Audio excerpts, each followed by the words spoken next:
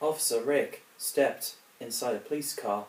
He started the engine and drove off. From the London police station, Rick said, "Sorry, Downing, but your daughter is falling into the bad lot." So the black car parked outside of Asylum Chapel in Peckham. Professor Shawson, Neil, Repty, Holly and Cypher got out the car. Holly asked, "Why are we here?" Shawson replied, "Because with Officer Rick chasing us to get to Repty, we need to find a hideout for the time being." Repty said, "This place is called Asylum Chapel. It was built somewhere between 1827 and 1833. The inside was demolished during World War II. However, the stained glass windows remained intact and it became abandoned." Holly said, "I thought they used this place for wedding." So the whole group stepped inside the building. Professor Shawson set her desk up while Holly and Cypher put food on the bench. Neil texting his Geek Retreat friends on group chat, letting them know that he can't make it. Holly decided to have a look around. Neil asked, "Would anyone like a cup of tea?" Shawson said, "Me, please." So Neil boiled the kettle. Holly makes her way down to the corridor, upstairs what looks like disused mansion corridor. So Holly entered the room and she heard a noise coming from a wardrobe, so she slowly walked closer and closer. So she opens the doors and the gateway portal is inside. Holly steps through. She found herself inside a forest of snow. Holly thought, the place is beautiful, and she walks through the forest. Meanwhile, Neil and Repty are in the corridor looking for Holly. Repty scanned. "I detected some disturbance coming from that room." So Neil and Repty burst through the door. Neil opened the wardrobe, and he's baffled to see the gateway portal in there, and said, "Holly must have stepped through there. We have to go and find her." So Neil and Repty walks through the portal, and they're inside the forest of snow. Repty can't move due to the snow, so Neil picked him up and walked through the woods. Repty asked, "Where are we?" Neil answered, "This must be Narnia, and it's not good, because if there's a witch, I hope Holly finds Santa Claus, despite there's no Christmas here. It's no better place than being in the warmth." Holly has found a blue crystal tower with a glass dome roof, and she said, "I don't remember this in any Narnia films. I'm going to have a look." So she opened the door and stepped inside the tower, then closes the door behind her. There are no floors, just a staircase around the walls, and she can see all the way up to the top. There's also knights with blue armour standing under the stairs, which Holly didn't see.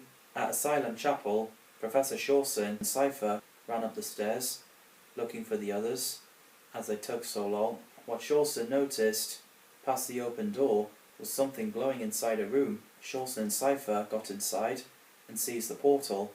Shawson commented, "A portal in wardrobe reminds me of Narnia." Cypher believes that Neil, Repty and Holly got through, and Shawson agreed. So they both stepped through the portal and into the winter forest. Cypher asked, "Where could they be?" Shawson replied, "I believe Holly wanted to meet Aslan, so Neil and Repty are looking for her." Suddenly, the portal closed, and Shawson looked, then said, "Oh no, the portal is closed. My things are back at the other side. There's no way back. We're stuck here." Cypher asked, "What do we do?" Shawson said, "All we can do is find the others." So they walked through the woods. Neil, who's carrying Repty, has found a crystal tower. Neil commented, "That never appeared in the films, or that old TV series either." Repty said, "Holly must be in there." So Neil burst into the tower, and a blue knight drew the sword. So Repty shoots with his laser eyes, and the knight fell. So Neil hurried up the stairs and into the throne room. Holly was there. So Neil puts Repty down and hugs Holly. A blue cloaked wizard carrying a large dark grey stick with a blue crystal on top. Neil asked, "Who are you?" Wizard said, "I am the Vorton Wizard. I will be taking over this world." After Shawson and Cypher got past the ice lake, they found themselves inside the Sunny Day Woods. Shawson said, "This must be it." She and Cypher walked up the hill and reached to Aslan's camp. As they both walked through, the troopers were looking at them. Aslan, the lion, came out of the tent, so Shawson and Cypher bowed down. Aslan said, "Welcome, Professor Alice Shawson," and Cypher Ripple. "I heard about the visitors coming here. Where are the others?" Shawson answered, "We thought they came here, Your Majesty." Cypher said, "We need your help to find them." So Neil, Holly and Repti are questioning Wizard of Vorton, who calls himself Volbus, about the plans. So Volbus explained, "Since Vortex's defeat in your universe, I learned ruling that universe was too dangerous because of that meddling Sam." Holly asked, "Who's Sam?" Repti answered, "He's a friend of ours. Long story. With that Vortex staff being destroyed, wouldn't that have stopped the gateways?" Volbus said, "No. Vortex used his staff to open the gateways, and destroying his stuff closes them used by that weapon, but it doesn't stop them from opening permanently."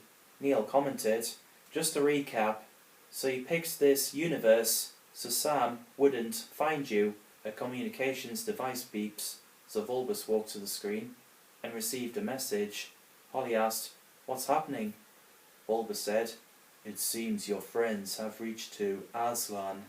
Aslan's army are getting ready to march to find Neil, Repti and Holly. They're all riding on horses, carrying swords and bow and arrows.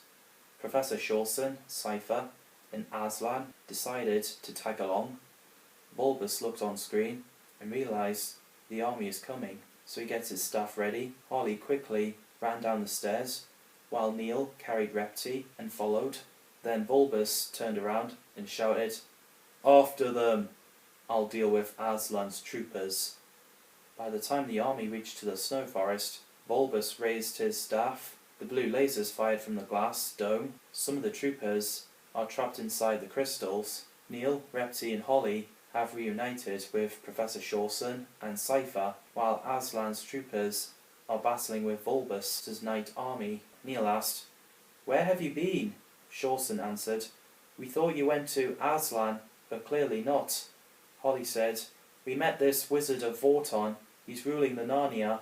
Shawson said, "Not if Aslan deals with him." Inside a tower, Aslan walks towards Volbus.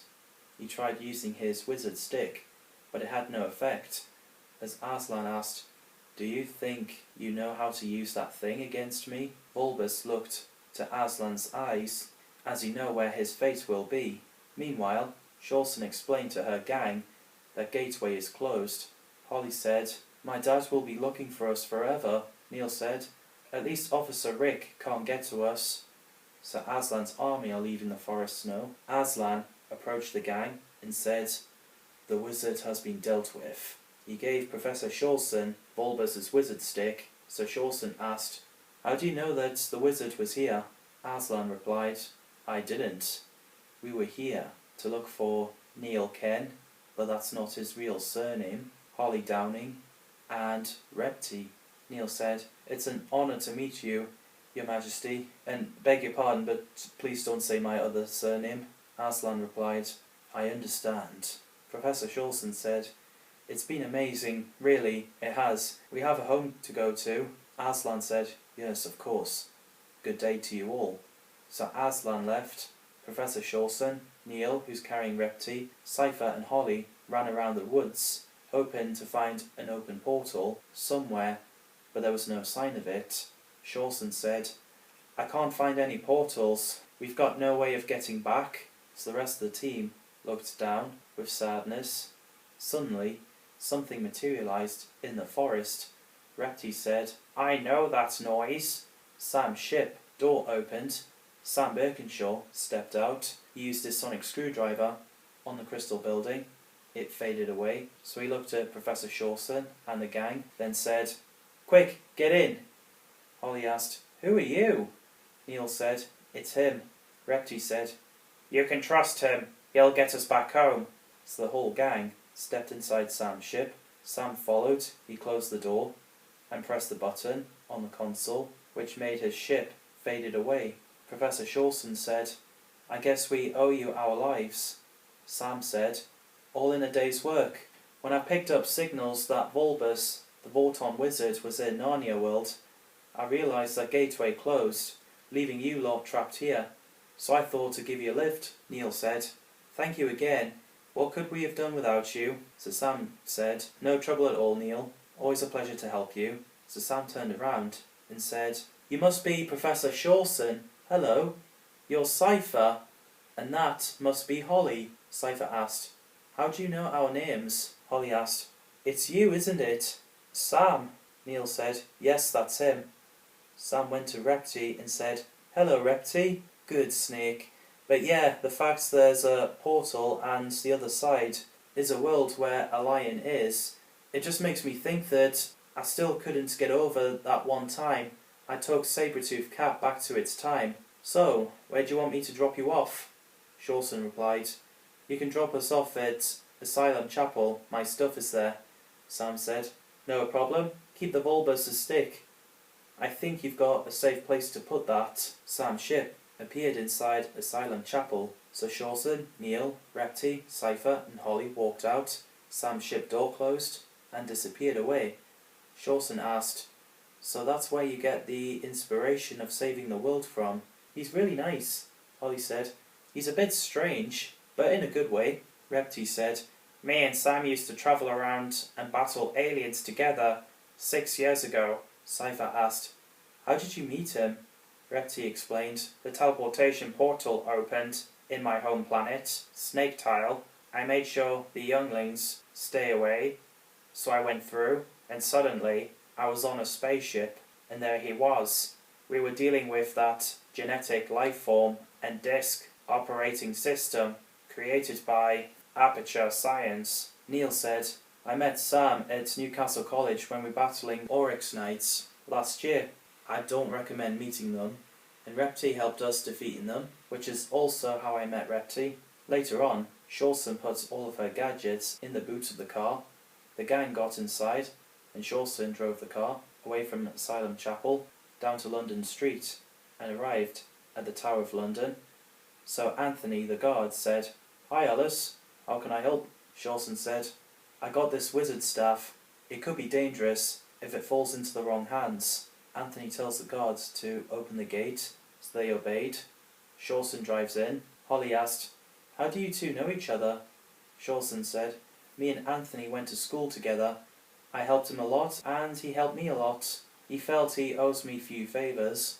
Meanwhile, in the police station, Rick sat in his office and said, "Enjoy your hissing around, Repty, while you still can." After Professor Shawson, Neil, Repty, Cypher and Holly have returned to the lab and put all equipment back, Sam's ship materialised, so the gang looked as Sam walked out of his ship. Sam said, "Oh, very nice. I like it here. I wonder who designed it." Professor Shawson replied, "This place was designed by a World War II soldier after he met someone with a shed like that." "Well, at least the lab area?" Sam asked. "What was his name?" Shawson said, "His name was Barry Corey Smithers." Sam remembered Barry. Back when he was 18 years old, his ship was glitching, where he landed in many different time zones, unaware that Skellingman tampered with the machine at the time. After he landed in World War II, he met Barry. Sam said, "Yes, I know him, he's nice. How is he?" Shawson answered, "Barry died 5 years ago, aged 101. Sam was sorry to hear the news and thought, he lived a good long life. So then he said, "I better shoot off. Things to do." Neil said, "Of course. It's good to see you again, Sam." Sam replied, "You too. Don't you forget me." Repty replied, "You'll never be forgotten, Sam." So Sam stepped back inside his ship, and the next thing happened. His ship dematerialised. Cypher said, "I must admit, he's really cool. We would have still been stuck at Narnia if it wasn't for him."